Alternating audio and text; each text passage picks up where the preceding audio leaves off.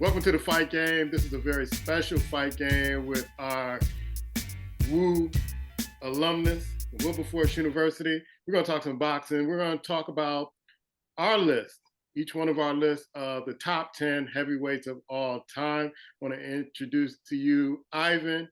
Brother Ivan, how you doing? I'm doing well. I'm doing well. Glad to be in the presence of you brothers. All right. And Brother Barron. I'm doing great. I'm doing great. All right. So this is how we're going to do this. We're going to start with our number 10, and we'll kind of justify why we picked number 10 all the way to number 1. And so I know this is going to be a hot debate because I know I saw one of the guys' list on there, and I'm wearing the Ali hat, so I'm kind of telling on myself a little bit. So let's start with our number 10 on our list. I'm going to give our guest the privilege of going first. Baron, who's your number 10 on your list? My number 10, I didn't really put him in order though. I didn't know it was an order. But I'm my number 10 was Joe Frazier. Okay. All right. Ivan, give me your number 10, man. I think I did Jack Johnson. Wow, okay. All right. Jack Johnson. More so of an honorable mention because, I don't know too much about his history, but I know he went through a lot with at those times, was challenging for him and for a black man, period. And so, and I don't think he had too much competition anyway, that he was dealing with, But I gave him more so an honorable mention, but he it was like I said, I didn't have too much history. I don't know too much history behind him other than what, there all those times when he was fighting and he was the great white. Was he the one that was the great white hope, I think? Yeah, he beat the great white hope. No, he wasn't. He lost to the great. He didn't. White Hope. No, he wasn't the great white hope. The great white hope was white. Yeah, I think it was Jeffries. Jeffries, yes, it was James Jeffries. Yeah. Right. All right, so we got. So I'm gonna give mine, Ice, and then I'll let you get yours. I went with number 10, Joe Frazier. Joe Frazier. Yeah. And I had to hold on to Joe Frazier on that because he beat Ali for the mere fact he beat Ali. He beat Jerry Corey. Jerry Corey was a tough fighter.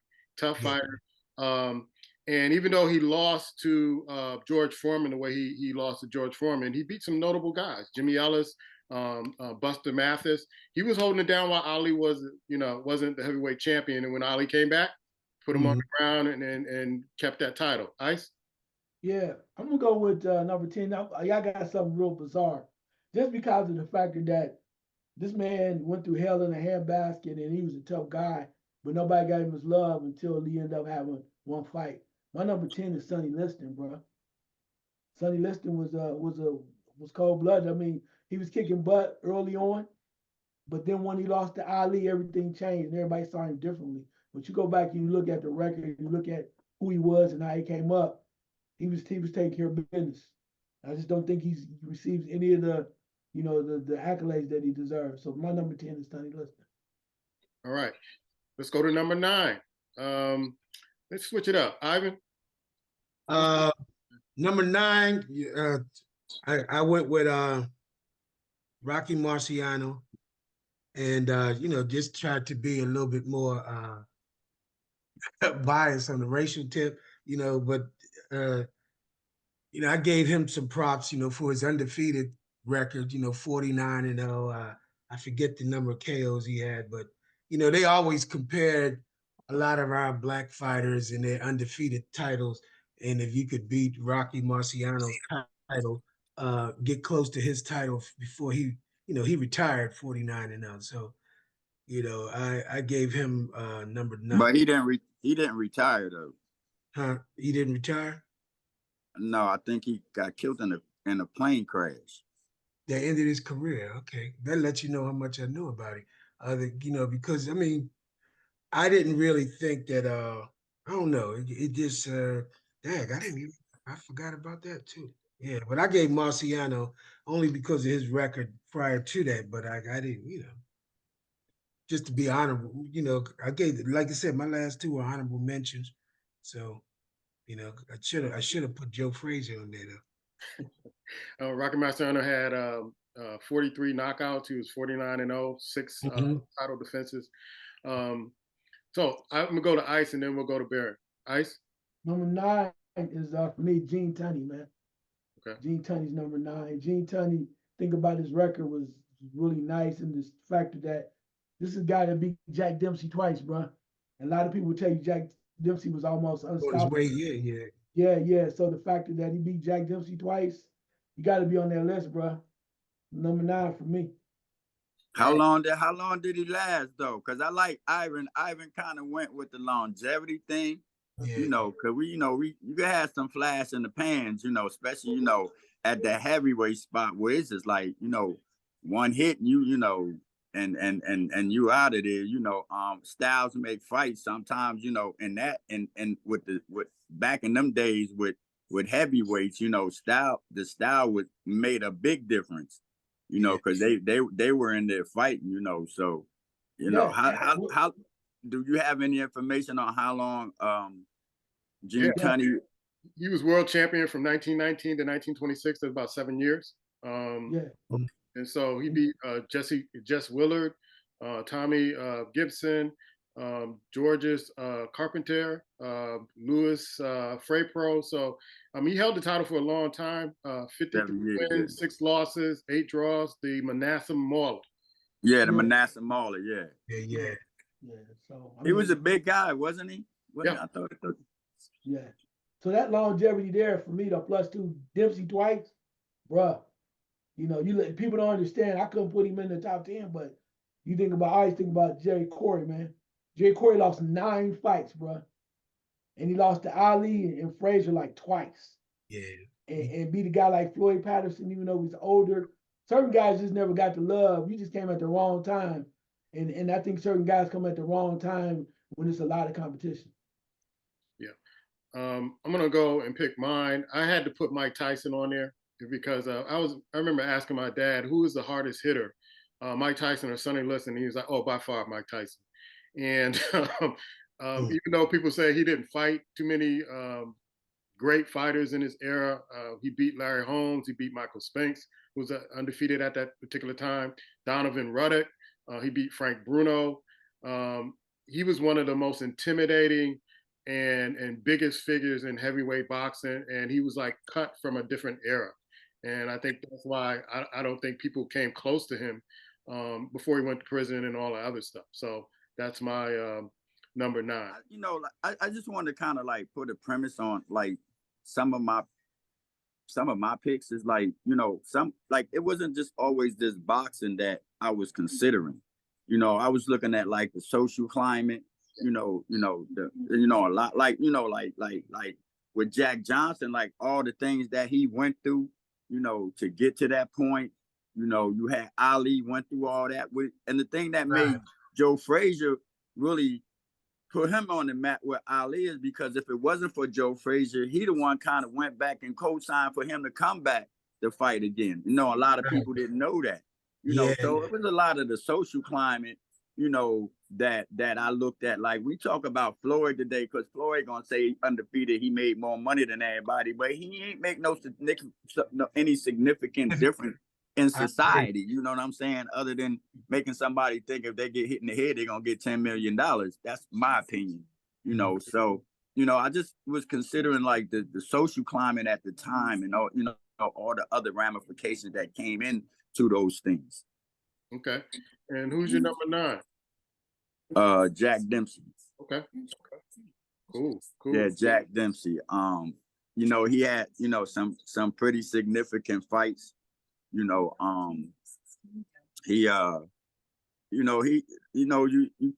I think most lists, if you look at him, he on there. You know, he's on there. I don't know if anybody know what his size was. But I don't know either. But them guys, he was you know, huh? Go ahead. I'm sorry. No, he was a fighter, man. He was a fighter. You know, they was fighting back then. You know, they was fighting. Now it wasn't no whole bunch of money chasing. No, they was making a few dollars, but they were fighters, man. And he was all around that time with he was I think he a little bit after James Jeffries and Tunney and all them. I think he kind of caught some of that, or might be a little bit after. Yeah, he was a little bit before Gene Tunney.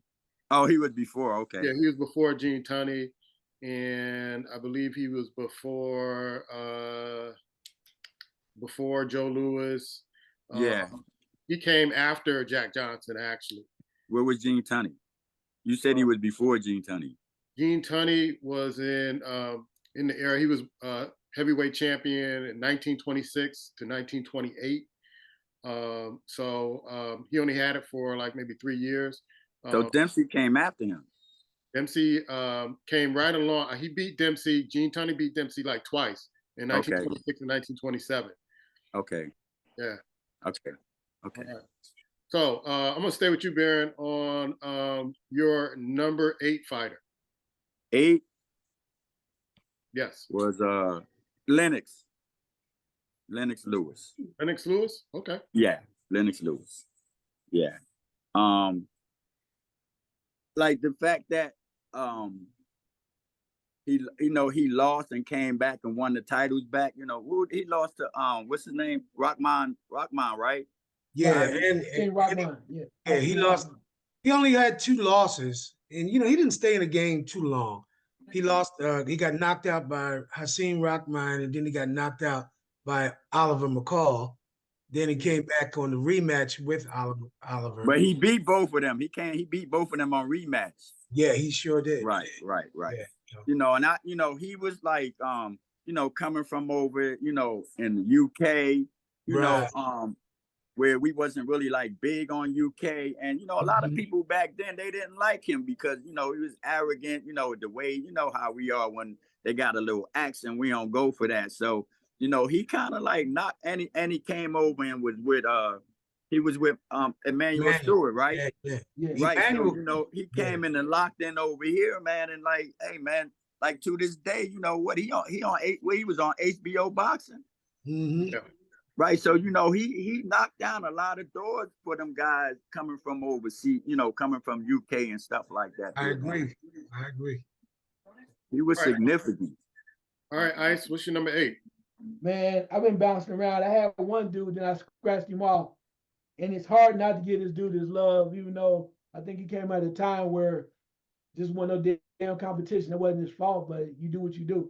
My number 8 is Larry Holmes, man. Okay. Mm-hmm. One of the best jabs in the business. Yes, sir. He just came at the wrong time. You can only fight what they put in front of you, bro. Why you think he came at the wrong time? You mean after Ali? Yeah. What I mean by that, and when you talk about greatness, and I think about greatness and who you fought the competition, right? So you fighting the people that really know you for fighting Jerry Cooney. I mean, seriously, when you look and you flip in the 70s, where you go different styles, Jimmy Young, Ken Norton, hell, Jerry Corey for that matter, Ron Lyle, Jimmy, Ellis, and just different dudes. And we ain't talking about Frazier Norton, Ali, and all of that, and Foreman. That was just a plethora of talent, man. And this dude, when they say, "Who'd you fight?" Oh, I beat Jerry Cooney. So you think like they hyped that Trevor Burbage stuff up, the league, that pushed him up a little bit? Yeah, that was some straight clown stuff right there, bro. But I'm just saying, when you look at all of this, you gotta look at who he fought, right? You gotta look at that. You could be 60-0, but it's like, damn, who you fight, bro? Like, could we put you in a tournament at your prime and face some of the other top dudes? Like, I always would think, if you took Larry Holmes in his prime and you dropped him in that 70s mix, he gonna have a damn problem, I think, for most of them dudes. That's just me. But you know what? I'm sorry to jump in because I like to argue. No problem. Bring it on, baby. Yeah, they know how I am, yo. They know how I am. Right. Because like I don't know, like because what I think if he was like during Ali and not like near the end, like what the skills that he had wouldn't have been appreciated, like they were when he came along, because then they had something to compare it to. They Right. always he had, he got the jab like Ali, he got the, Yeah, so yeah. like had he been in that era, then they would be He like, would oh, have he got the wanna be, respect. he trying to be like, Yeah, yeah. Ali, like he trying to, it's only one, it. So I think he kind of, like, I guess he came at the time that he came, he beat the people that he beat, and all the other stuff that, that came along with him drumming up, uh, fights with people to make it be interesting. That's. But Yeah. I think we could switch and trade people in the different eras, but I think he was more appreciated because of Ali, and had was before him and displayed the jab and the footwork and and just the art of boxing in the heavyweight position. I agree with you wholeheartedly. Because for a minute, they were calling him the carbon copy of Ali, because he mastered the jab and how to stick and move and keep you to the outside. And even though he was a little bit awkward, I thought he was a little bit stiff, not as smooth as Ali, but I mean he held his own, But I was surprised when I was looking at some of his old stuff that it was actually Michael Spinks that made him retire the first time. Twice he fought Michael Spinks, and Michael Spinks beat him twice, and he retired, and then he tried to make a little comeback like everybody else, But Man, but I'm I, with you I give though. him his credit. I do too, but and maybe I'm just that critical because of the factor that, and I think that's what made Ali so great to me. Because listen to stuff on the radio, and then you listen to him talk about Ken Norton like breaking his jaw. I'm like, this dude's supposed to be one of the great, supposed to be the greatest of all time. Every time, because of the way that the competition was, the styles were like amazing. You go in there, one it's Ken Norton, then it's Ezra Charles, or then it's Ernie Shavers, and you got to bring it every night, or you going down. Jimmy Young with his counter punching every night. It was one of them things, and I'm just saying the contrast between who, and let's not take away from Holmes, but who Holmes faced, and to every night Ali knew he'd come in, he had to, he got there's some dangerous folks in there. Right. I mean, he retired. He had an impressive record. Oh no doubt. I just like, and maybe that's me tripping. I just want to drive in the '70s for about 3 fights, and we good. All right, I'm gonna give you guys my number 8. My number 8 is Jack Dempsey, the Manasseh Mauler, 53 wins, 6 losses, 8 draws. Had the title for 7 years, and I had to put him on the list because he dominated for seven years, and that's a lot of years to have that heavyweight title as the baddest man on the planet. I'm gonna go first with number 7. It's a toss up with me and number 7, so I had to put 2 in there. Oh, y'all didn't give me my number 8. Oh, I'm sorry. Go ahead, man. Go ahead. Yeah, my number 8 was Big George. Big George Foreman? Yeah. I gave George number 8. More so, he had a decent record. He retired. Ali retired him, and he came back and was actually winning. And he was like what, in his mid 40s, and actually stayed on. He fought some good people. I think he took the title from Michael From Moore. Michael Moore. Yeah. Michael Moore. Right. Yeah. So he actually came back and won the title, and he was losing that fight, and it came up and gutted it up and knocked Michael Moore out. Like, what? Hey man, I gotta jump in there, man. I got a little nap, so I'm full of energy. Look, it caught me about an hour ago. I'd have been done. But I don't know. I don't want to get to my list, but George was significant. I mean, because he was one of the few. Because he was one of the maulers. He should have been back there with Jack Johnson and them, because all he was doing, Right. He was doing. Remember, he fought them 5 guys, and one day he was doing like crazy stuff, bro. He was doing crazy stuff. His fight with Ali was one of the most significant fights in the history. Just with the racial content, him going over there to Africa and like all that, and for him to have gone through a metamorphosis and then changed his style to come back to continue to fight at that age. I think that was phenomenal. No, not too many people were able to come back and change their whole style, because he was just straight clunking jokers. Like, then he came back and was boxing. Even when he said, if you saw the interview, even when he said he beat Michael Murray, he like, yo, the first time I was tapping, and I came with the right, but I was a little high.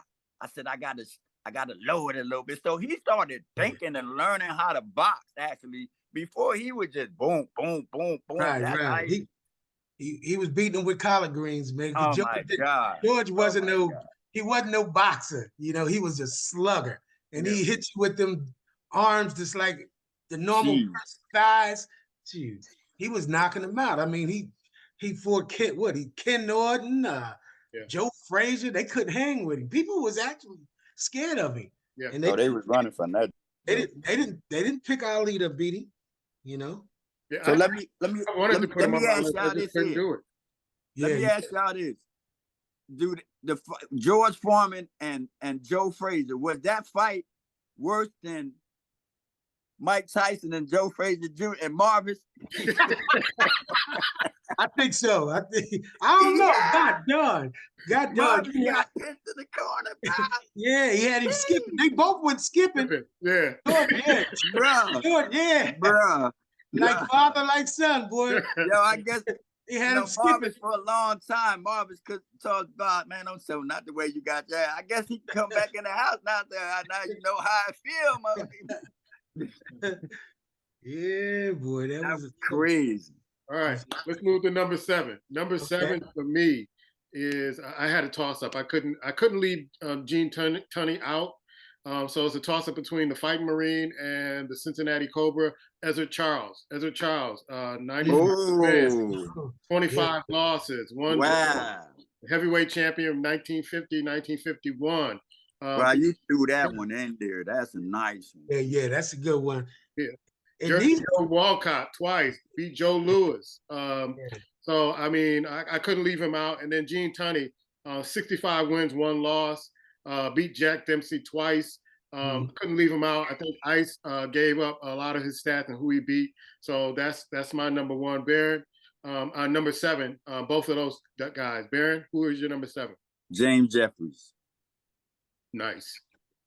James Jeffries was mine. You know, he was just, he was knocking them down, man, in this era, man. They was putting them up. He was knocking them down. He had some good, formidable fights. He on all the lists, you know. So, you know, I just picked him because of the era, because of the, you know, the fights he had, the big fights he had, he won. That was so a significant time, because that when Jack Johnson beat him, that put him on the map. That made him, you know, more, you know, they started, some of the barriers started going down a little bit when he beat my man. So again, like I said, most of my picks had a lot of social ramifications behind them, you know, and who they fought and the significance of them fighting them in that era. You know, he connected with Jack Johnson, you know, Frazier connected with Ali, you know, like that kind of thing. All right. Yeah. And one thing about them guys, you know, and even Ezra Charles, I mean, you know, they weren't big heavyweights, you know, about size, you know, Mike Tyson, like 5'11", 6 feet, you know, they weren't big guys. And then they came up through, you know, they fought in lower weight class. He was a light heavy, wasn't he? Yeah, he was a light heavy. Yeah. Ivan, you take the board, man. Who's your number 7? My number 7 was Evander Holyfield. I gave him a little bit, you know, honorable mention because he didn't back down from fighting anybody. You know, then he came up, he was cruiserweight. You know, he fought light heavyweight in the, did he fight light heavy in the Olympics? You know, so, and then he came in and was a cruiserweight champ until he moved up to heavy. So, you know, but he didn't duck anybody, you know, and I think it what messed his career up. He started having all them babies, you know, and and then decided he needed to still box, and they wouldn't clear him. And remember, he had I don't know if y'all remember, I forget what fight it was. He started having heart problems, and he retired and then came back. And about a year or so later, but I gave him he was impressive, and he fought some wars too. Was you down there? Was you down there in Atlanta when he was down there? Yeah. And matter of fact, I was at the fight where he almost lost. Burt Cooper Bert almost. Cooper. Yeah, Burt Cooper almost dropped him. Me and my father-in-law was down there, and we were actually sitting right across from his cousin, his first cousin, his brother, and they were having a fit when he got rocked and almost got knocked out of the ring. But I gave Evander because he put up some good fights. He had couple of fights where he fought people rematched, and then the trilogy, was it a trilogy with Riddick, Big Daddy Bo? Yeah. So, but he had that hot one with Tony too. Yeah. Tony. Yeah, that was I like the fact that and you know what, when that's why I ain't number, because when you do the list, you're gonna leave somebody. I had him on my list, and I kind of took him off because outside of the Olympics, like, he just really didn't have enough social change part for me. That was part of my criteria. Like, he didn't, he was a media darling coming out the Olympics. He was with Lou Duva, so they primed him, and he made his money. You know what I'm saying? And he outside of the little stuff with the babies, but he pretty much kept himself clean. He ain't getting no trouble and things like that. And he had a long career. Came back after and he's the little double fight with Mike Tyson, that showed a lot about that guy, man. Yeah. He wasn't afraid. He didn't back down. He wasn't They afraid. call him the puffed up heavyweight. Yeah. And he'd stay in there toe to toe with you too. Stay up in that pocket, man. Yeah. He sure did. Yeah. Ice? Number 7, bro. I heard Baron earlier, but this dude, I was really impressed by the story and how he went about his business, because you watched him and thought he could have been so much greater early on, but he came on later. And my number 7 is George Foreman. You think about him, literally dominating Joe Frazier. Dominate. You never saw anybody else do that. You talk about styles make fights. He dominated that dude. And when he fought Ali, you thought it was gonna be the same thing. And it shows you how much styles make fights. And then after that point where, when he was coming out the Olympics, everybody thought he was angry because he was kind of like following the footsteps of Sonny Liston. And everybody just saw him just being a mean dude and whatever. And then after he left, because he kind of left the game kind of early, considering he kind of disappeared in a way, his career ended.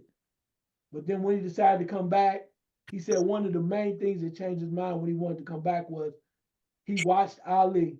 And first people thought Ali was kind of like Tom and everything. But he said when he watched Ali and how charismatic he was and how people liked Ali, and he's like, you know what? Ali making money, and not one about the money, he was just being a happy dude by smiling, bro. And he's like, when I come back, I'm gonna just have a different attitude. And I think it changed his life because he was a better boxer. Not only did he come back, do some amazing things as an older boxer, but also too, it changed his life. People, the world fell in love, bro. Yes, they to did. this day, yes, sir. dude. George Foreman grills, bro. Are you serious? Yo, for real though. Just saying. But just that alone. But he be on point he's always on point with his, when he's doing commentate. Right. Even with the new guys, like they're, try to like, nah, bro, that boy gonna be special. Like, nah, he don't. And what I do like about him, like, even though when there's times when he referenced himself, he usually referenced himself from the mistake that he made, as opposed to, trying to build his stuff up off it. Like I did this, and I know though this guy ain't doing that, so I respect him when he got, and like you said, on Farm, like they love George Foreman now, man. He was doing commercials. They back then when he was fighting Ali, man, they did not like that dude, bro. Right. Yeah, you're right. And that's the big for me, because it shows his growth and that he learned. And not only that, he learned from one of the greatest of all time that he gave that man his due. And he's like, you know what? So truthfully, when you look at it, he said, Ali changed my life. And not only that, he changed my family's life. Cause that money start coming in, bro. Yo, Man, who was his trainer? Fudge? yeah, Eddie Futch. So Eddie Futch, yeah, Eddie yeah. Fudge. Yeah. So yeah, Stay with you, Ice. Who's number 6 for you? this dude, man, you got. When I started thinking about his losses, I wasn't gonna put him up there first, and I just threw him up because I was like, he was incredible. I'm talking about Smoking Joe Frazier, man. Hmm. Smoking Joe Frazier from the standpoint of he had 4 losses. You know, he lost to Ali and he lost to Foreman. You tell me. I mean, granted, he wasn't, he wasn't all the charismatic and whatnot, but in that time, that's a hell of a thing, bro. Like I said, you go back and look at all of the people that was in the mix during that time. Dude lost 4 times, Wow. and the 2 people he lost to were quality guys. And anybody else coming that ring, from Jerry Corey to whoever it was, you're gonna get the business from Joe Frazier. And he just ran into a buzzsaw. We all have, I think all boxers have what we call kryptonite. You're somebody that's got your number and they know your style and they can work it well. George Foreman, it was his kryptonite. But Yeah. anybody else, even when he banged with Ali, you gotta think Ali gave Ali his first real loss. Anybody else, that dude was right there, man. And he never got the credit he deserved. No. Because he wasn't the prettiest dude in the world. He didn't have a look, but he whoop you up. tell.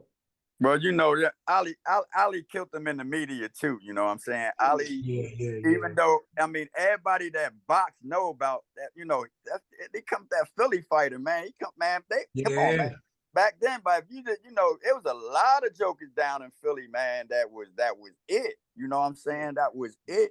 He just happened to come along with Ali. Ali kind of killed him a little bit because remember back when Marvis had a problem because Ali was calling him a gorilla and doing all that, just bashing him in the media. He kind of bashed Foreman, but Foreman deserved his bashing, but it didn't. Frazier didn't deserve. And if you don't really know much about boxing or to be able to go past what you see on in your face, and man, Frazier was a bad dude, man. Frazier was a bad dude. Oh yeah. Yeah, a lot of people don't know this though. That when Ali, when he got suspended and all that other stuff, Frazier was one of the dudes that offered him cash, bro. Yeah, broke him off For some his change. family, and he's like, "Look, are you good? I got you." Right. And Ali tried to act all kind of funny a little bit, like he was clowning, but at the end of the day, he's one of the true dudes that came up and said, "Look, if there's a problem, whatever, don't worry about it. I got you. It ain't no payback or nothing. That's just how we roll." And But that's what I'm speaks saying. volumes. He wasn't a real Philly dudes, man. You know what I'm saying? He's from the hood. He wasn't a real, straight hood. When I heard, when I, looking at different documentaries and the real stuff, he was just a real dude, man. It was a real dude. And a lot of people probably the boxing audience that we cater to probably don't know this guy, but look this guy up. His name is Sam Langford, number 6. He had 178 fights, 126 knockouts. When you knock 126 men out, you need to be in the top 10. He had 38 losses. He's known as the Boston Bone Crusher. This guy was fighting when he really couldn't see, and he used to fake getting into fights, fake the eye test to get into fights, and it finally just caught up with him. He was beating guys, knocking out guys in the 19th round, winning in the 20th round. This is when the fight went on until somebody dropped or somebody couldn't go on. And we beat Joe Giannetti, Sam McPhee twice, Harry Willis twice. He was one of those dudes. I believe. Hey, what else, right? Yeah. Ivan don't know that Sam was black though. Yeah, that's what I was saying. I didn't know about him. Yeah, this dude. There was one famous fight where they said, "Hey, you couldn't see how you beat this guy. Just saw the blur in front of him and just start swinging." And so he had to make money. He had to live. But that's my number 6. Ivan, what's your number 6? My number 6, I think, was Lennox Lewis. I gave him credit, even though he had a short career. He got out early, but I gave him credit for, just staying in there and fighting the best and then coming back. But he got out quick, I thought. But I like his style. And like Barron had said earlier, he was one when he came over for Great Britain. They didn't respect him. And he fought every American top fighter, that was in the class at the time. And those he lost against, he came back and rebounded on it and in the rematch. But I gave him credit because he opened the door for a lot of those British boxers. And even now, I like Anthony Joshua, but how many people he fought in Americans he fought, But and he, but understanding. But most of Lennox Lewis's fights was here though, right? right, He exactly, wasn't trying to drag you back over there. Like he was right, fighting over here. exactly. And he fought top, he took four top guys and gave him a run for his money. I think after his loss to Oliver McCall, he put Emmanuel in Emmanuel Stewart in his corner, and Emmanuel showed him how to use what he had. And from there, that's when he developed that jab and that right cross, and he was winning. He was knocking folks out. You know. I want to agree. I want to piggyback on that about you mentioned about Lennox Lewis. I really want to piggyback about Emmanuel Stewart, man, because I Yeah. remember the fight when he fought Mike Tyson, Mm-hmm. and man, you can hear Manny in the corner says, "Go out there and whoop this." Yeah. Hey, Yeah. because he Yeah. said, "Look, it's not the motherfucker you was scared of." That's what he Yeah. told him. He said, "It's not the motherfucker you was scared of. Go Yeah. out there and whoop his ass. That's not the dude you was scared of." Right. And he knocked him out. It was like he didn't say he was on drugs, he doped up or whatever, but he said it's not the motherfucker you scared of. I was saying, Manny, tell him, bro. Tell him, Manny. I really hated to see that fight because Mike had just came back into the flow of things, after being arrested, and then he was broke, and so he really took that fight, but wasn't ready for it, and he just needed the money, and saying he took that fight and wasn't prepared. I think had Mike had a couple of warm ups, it would have been a different type of fight. But at that time, Emmanuel showed the man how to do it. And anybody, a lot of people lost fights against Mike because they were intimidated by him. As soon as he hit you, they was automatically on retreat, defense, But I really think that Emmanuel Stewart came into Lennox's career at a good time and made him a champ that he was. All right, So Barry, number go ahead. 6. I had Foreman. Okay.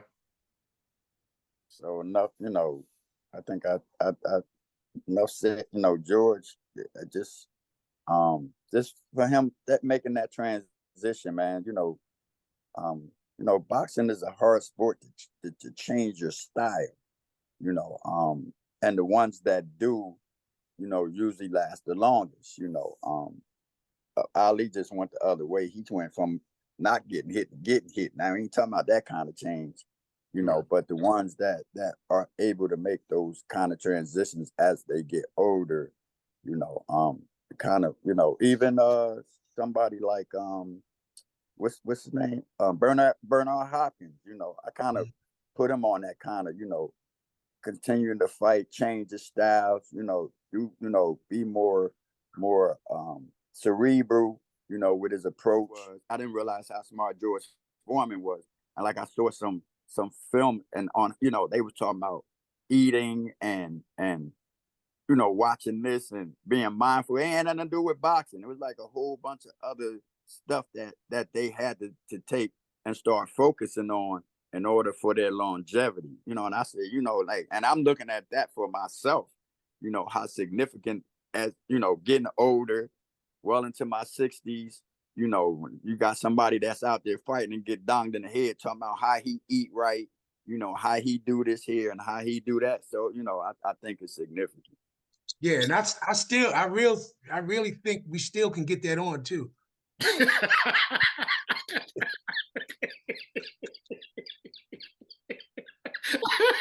I was wondering why you had that thing on, bro. Bro, that's been about 40 something years, bro. Let that go, man. Yo, Farm, he was trying to, yo, you know, he was trying to catch me in the corner. I was like, I'm out of there, bro. He ain't catching me in no corner. I think me and Barrett, I think we put him on one time. Barrett got 2 shots off. I threw one at him. He slipped it. He said, "Here, take these." Yeah, that's it. Cause you know, He crazy. because you know, it's like basketball. Like, you know, I'm a basketball player. You know, you start out fun. It start out fun. You know what I'm saying? It start out fun. Then after a while, it just competitiveness. So I saw his eyes changing, Farm. I saw his eyes changing. He started crouching over with the little Joe Louis. I like, oh hell no. Nah. You ain't gonna get, we done. Where is it? He had me. What I was about what 155, 160. Come on, man. He wasn't catching me. He wasn't, bro. I probably still have half a body if he'd have caught me back then.